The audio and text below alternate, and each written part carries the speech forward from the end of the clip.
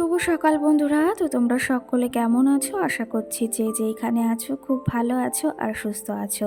আজ নতুন আরও একটি ভিডিও তোমাদের সকলকে অনেক অনেক ভালোবাসা জানাই।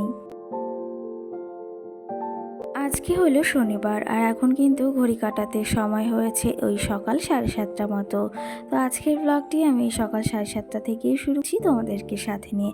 আশা করি আজকের ব্লগটি তোমাদের খুব ভালো লাগবে, তো চলো দেখতে থাকো।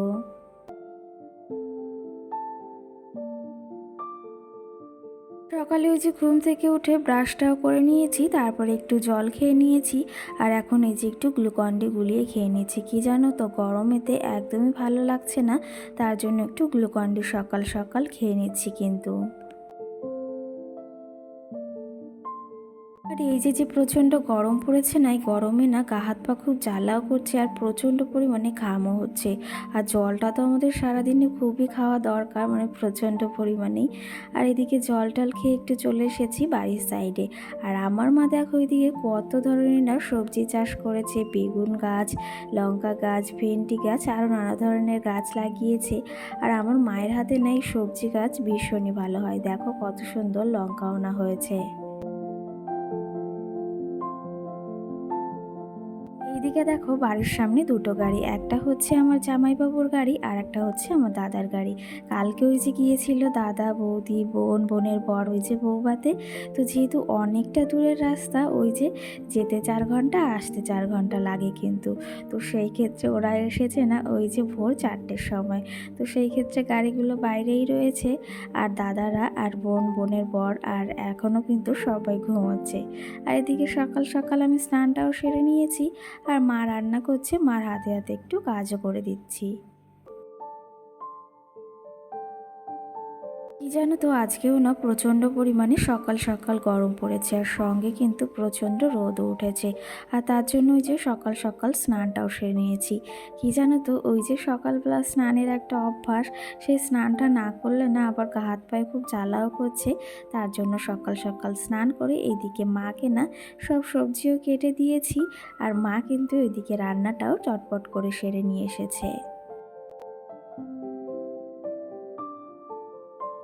রান্না বলতে আজকে নর্মালি সব কিছু রান্না হয়েছে। ওই যে ডাল রান্না হয়েছে, সঙ্গে পাট শাক, সঙ্গে পটল ভাজা আর টক রান্না হয়েছে।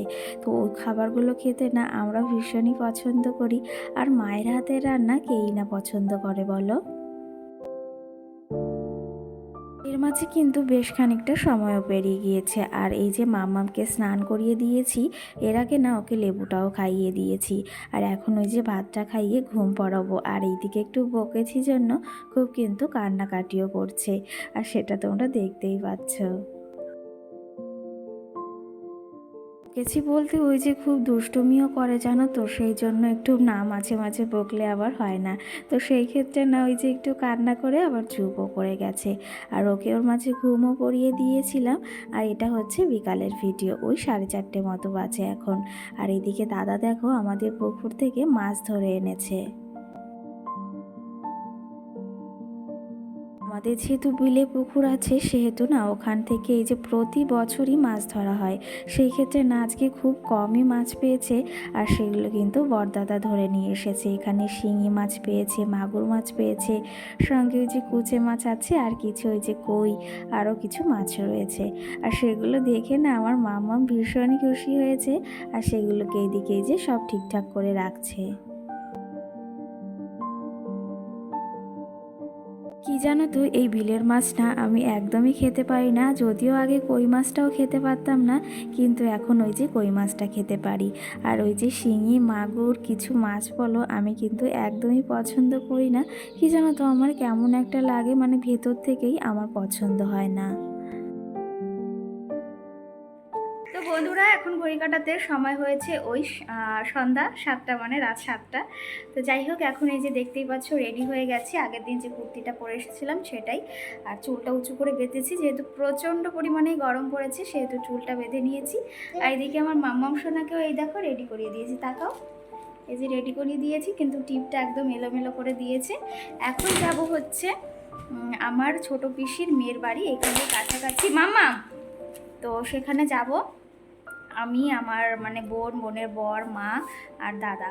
কিন্তু তোরা এসেছে যেহেতু মানে সব জায়গায় একবারে ঘুরে যাবে। এই যে প্রথমবারই এসেছে এই দেশে, ইন্ডিয়াতে, বাংলাদেশ থেকে। তো সেই ক্ষেত্রে ভেবেছি সবাই মিলে ঘুরে আসি। আবার কালকে যাব কিন্তু দিদি বাড়িতে। চলছে, এই যে এখন রেডি হয়ে গেছি। তো যাব এখন হেঁটে হেঁটে সবাই মিলে, কাছাকাছি খুবই। তো সেই জন্য ওদেরকে ভাবলাম ঘুরিয়ে নিয়ে আসি। আর মা বললো চল তাহলে তুইও এসেছিস, ঘুরে আসবি। আর কালকে যাবো ওই যে বলছিলাম দিদি বাড়িতে। কালকে দিদি বাড়িতে খাওয়া দাওয়া আছে, নেমন্তন্ন রয়েছে। ওরা যেহেতু এসেছে তো ওদের খাওয়াবে, সঙ্গে আমাদেরও নেমন্তন্ন রয়েছে। তো চলো, এখন এই যে রেডি হয়ে গেছে, এখন যাই। সারাদিন তেমন কিছু তোমাদের সঙ্গে শেয়ার করতে পারিনি, ওখানে যদি কিছু পারি শেয়ার করব। তো চলো ভিডিওটি দেখতে থাকো। আর এই যে আমার মামা শুনে এদিকে জল খাচ্ছে, কিন্তু রেডি। আর ঘরের অবস্থাটা একটু খারাপ হয়েছে, কিছু মনে করো না। তো চলো দেখতে থাকো। আর এই যে রেডি হয়ে কিন্তু চলে এসেছি পিসির মেয়ে বাড়ি। আর এখানে এসে কিন্তু মিষ্টি দিয়েছিল, সঙ্গে এদিকে মুড়ি আর ডিম ভাজা করে দিয়েছি। কি জানো তো, এই প্রচণ্ড গরমে না কিছুই খেতে ভালো লাগে না। আর ওই যে ভাত খেয়েছি প্রায় সন্ধ্যার দিকে, সেহেতু এখন আর কিছুই খেতে ভালো লাগছে না। এদিকে কিন্তু কিছুটা সময় ওই দিদি বাড়িতে থেকে বাড়িতেও আবার চলে এসেছি। আর এদিকে না দাদা মাংসও নিয়ে এসেছে, কারণ ওই যে সকাল থেকে মাম্মাম বলছে মাংস খাবে, সেই জন্য দাদা এখানে 2 কিলো মাংস নিয়ে এসেছে। কিছুটা এখন এখানে রেখে দেবো 1 কিলো মতো, আর 1 কিলো মতন এখন রান্না করব। কি জানো তো, ওই যে বেশি মাংস রান্না করলে না এই গরমে শুধু শুধু নষ্টও হবে আর কেউ খাবেও না। তার জন্য এই যে কিছুটা রেখে দিয়েছি, আর কিছুটা এখন রান্না করব। আর সমস্ত কিছু কিন্তু গুছিয়ে নিয়ে চলে এসেছি রান্নাঘরে। সত্যি কথা বলতে এই তীব্র গরমে বাবার বাড়িতে এসে ওই যে রান্না করতে হচ্ছে।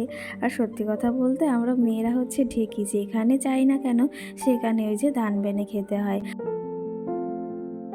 ওই যে একটা কথা আছে না, ঢেকি স্বর্গে গেলেও কিন্তু ধান ভেনে খায়, সেরকম অবস্থা হয়েছে আমাদের। আর মেয়েদের কিন্তু এমন অবস্থাটা হয়েই থাকে। তো যাই হোক, ওইদিকে রান্নাবান্নাও কমপ্লিট করে নিয়েছি, আর সকলের খাওয়া দাওয়া হয়ে গেছে। আর এদিকে না দাদা দেখো কত খুচরো পয়সা এনেছে, সেগুলোই মা বললো একটু গুনে রাখ যে কত টাকা এখানে হয়েছে। তো যাই হোক, সেগুলো গুনে রেখেছি। আর ব্লগটিও বেশি বড় করব না, আজকে খুবই একটি ছোট্ট ব্লগ তোমাদের সঙ্গে শেয়ার করলাম। কেমন লেগেছে অবশ্যই কিন্তু কমেন্ট করে জানিও। তো যাই হোক, আবার দেখাবে সুন্দর একটি ভিডিও। ততক্ষণে তোমরা সকলে ভালো থেকো, সুস্থ থেকো, সকলকে টাটা।